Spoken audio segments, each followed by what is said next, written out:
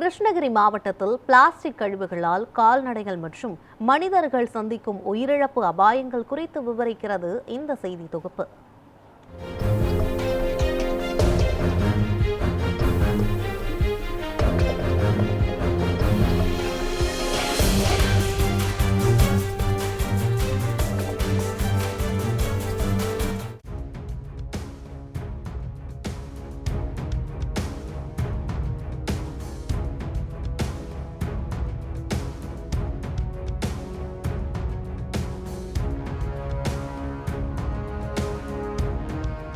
Plastic கழிவுகள் மனிதர்களுக்கு மட்டுமல்லாமல் வனவிலங்குகள் மற்றும் கால்நடைகளுக்கும் மிகப்பெரிய அபாயமாக மாறி வருகிறது. இதற்கு கோவை மாவட்டத்தில் உயிரிழந்த யானையின் வயிற்றில் பிளாஸ்டிக் கழிவுகள் கண்டறியப்பட்டதே சாட்சி. இதுபோன்று கிருஷ்ணகிரி மாவட்டத்திலும் பிளாஸ்டிக் குப்பைகள் சாலையோரம் வீசப்படும் அவலம் கால்நடைகளின் உயிருக்கு நேரடி அபாயம் விளைவிக்கும் நிலையை உருவாக்கியுள்ளது. கிருஷ்ணகிரி நகராட்சி சுற்றியும் பார்த்தீங்கன்னா தேசிய நெடுஞ்சாலையில் சாலை ஓரங்கள் எல்லாம் பிளாஸ்டிக் கழிவுகள் வந்து நிறைய பொதுமக்கள் வந்து டிஸ்போஸ் பண்ணுறாங்க.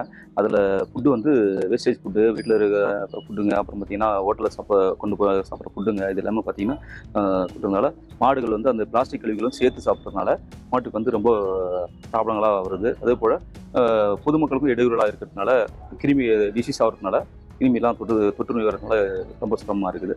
இது வந்து பொதுமக்கள் வந்து உரிய இடத்துல கொட்டுமாறு நகராட்சி நிர்வாகம் வந்து தக்க நடவடிக்கை எடுக்க வேண்டும். கிருஷ்ணகிரி நகராட்சியில் நடந்த கள ஆய்வின் போது சாலையோரம், மேம்பாலங்கள், முக்கிய வீதிகள் என நகரத்தின் பல்வேறு பகுதிகளில் பிளாஸ்டிக் குப்பைகள் குவிந்து கிடப்பதை காணலாம். கட்டிட கழிவுகள், திருமண விழா கழிவுகள், வீட்டு உபயோக பொருட்கள் மட்டுமல்லாது பிளாஸ்டிக் கவர்களில் கட்டி உணவுகள் வீசப்படும் விஷயம் மிகுந்த கவலைக்குரியது. வணிக நிறுவனங்கள் மற்றும் பொதுமக்கள் முறையான குப்பை மேலாண்மை இல்லாததால் பிளாஸ்டிக் குப்பைகளை பொதுவெளியில் வீசுவது வாடிக்கையாகிவிட்டது.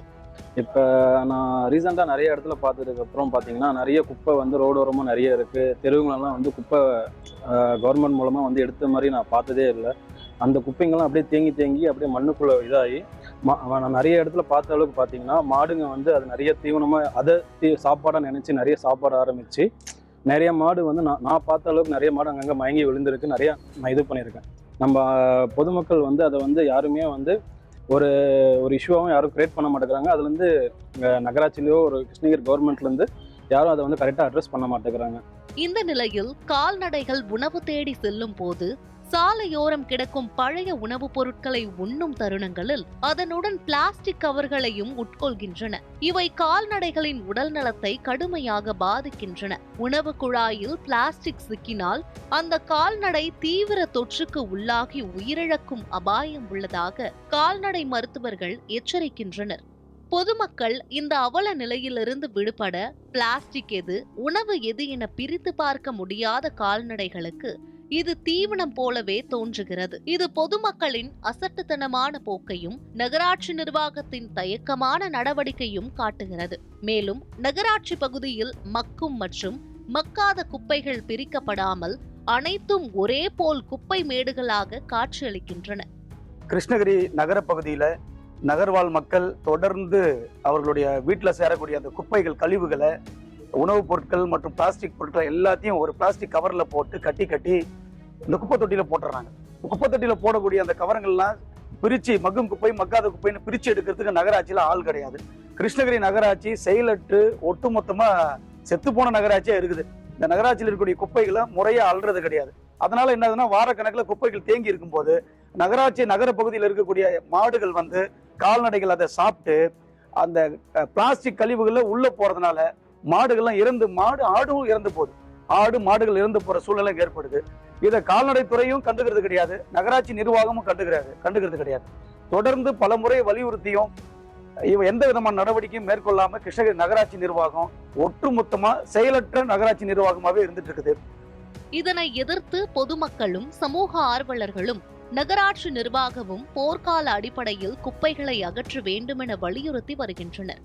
மாறாக செயலிழந்த நகராட்சி மேலாண்மையால் இவ்வாறான பேரழிவுகள் உருவாகின்றன.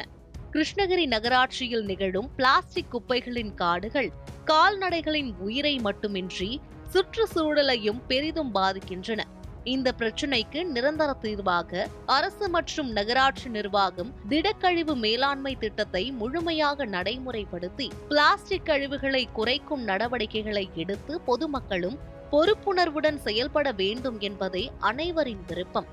நியூஸ் 7 தமிழ் செய்திகளுக்காக செய்தியாளர் திருலோகசந்தர்.